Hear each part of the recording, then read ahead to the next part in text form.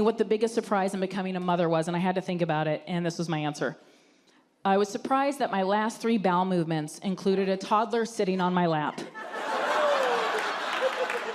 So, for Mother's Day, I want a babysitter, I want a massage, and I want somebody to tell me I still look 30. That's it, okay?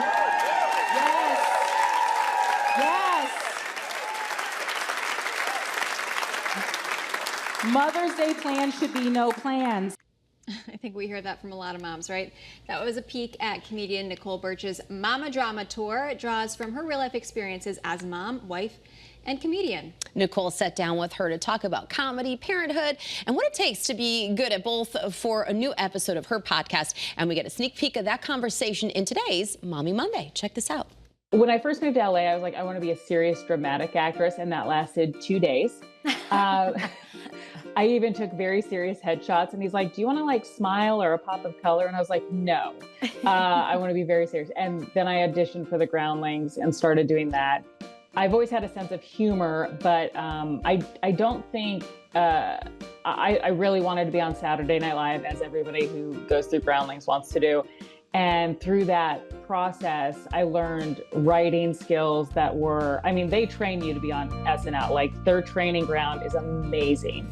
And they taught me to be a better writer, a better performer, everything. And I took that. And when my time there was done, I took that and I decided to start doing stand-up and writing, like, I don't want to say one-woman shows, but definitely female-centered shows.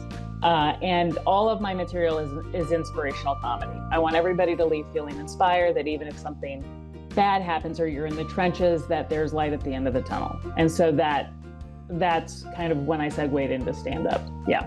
I love that. And yeah. I feel like you have like your own niche too with this, because I mean, yes, there are comedians that talk about mom stuff, but for some reason, I feel like not everyone is willing to just dedicate like their whole routine to, you know? Yeah. And there's a lot of truth that, and like I was saying, it's so refreshing to hear you know, yes, it's funny when you look back at some experiences, right? Like everyone's birth story and experiences. Like there are some haha moments, can't believe that happened. Absolutely. But then the way that you tell it and then the audience can relate, it's also kind of unbelievable. The best part I have when I'm doing stand-up is there's a moment, there's 2 times I ask for like audience engagement a little bit, and the women, you can tell who the mothers are immediately.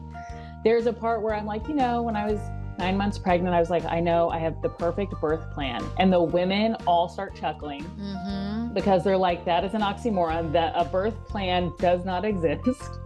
And after the show, so many women come up to me and share their own birth story, or share, recently I had somebody share like they're in the trenches with the terrible twos. And she's just like, sometimes I just white knuckling it through the day, you know, and it's relatable. And I think that that's the thing, especially when you're on social media and stuff, you can type about breastfeeding or whatever, and there's going to be a very polarizing viewpoint. Right. But when you're in the audience and people want to share the story, and women just want to be heard and like, been like, oh, I understand what you're saying. And that makes it worth it. That's the best part. Before you became a mom, how would you describe your comedy? It was the stereotypical, very raunchy. It was like, I mean, I did talk about what dating was like in Los Angeles and for our generation, and that it was difficult, and that stuff was fine. But it was, I cringe at some of the stuff because I did a lot of stuff for shock value, very raunchy.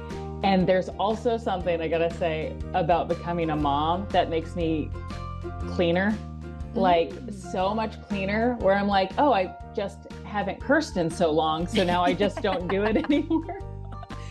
And here's the weirdest thing. It's been received so much better on a broader scale, right? Because if you have that kind of raunchiness, you're gonna lose like 30% of the audience.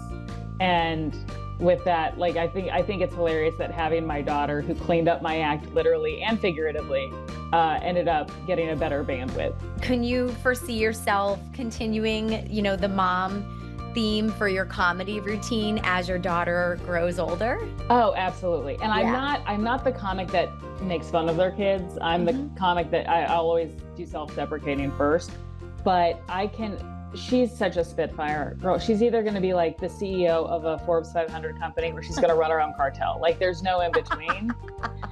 And so there's no way I can't include motherhood in my content, because it's the cornerstone of my whole life. So, you know, it's who we are. It's like what this podcast is, you know, it's like, that's, yeah. Absolutely. Yeah. It changes you forever. Yeah. And then there's like another biological component, the first 7 years. Like, I guess we change our cells or whatever every 7 years, but for mothers, the first 7 years, it's almost like we have an what they say, an invisible umbilical cord. Oh my gosh. That I was just like, oh, that's crazy. And some have a hard time cutting it after 7 years. I know. Always good to laugh. The full episode with Nicole Burch, with our own Nicole, is out right now. Check out Mommyhood Unscripted for the conversation about how motherhood has forever changed both of them. You can find it everywhere you get your podcasts. Okay.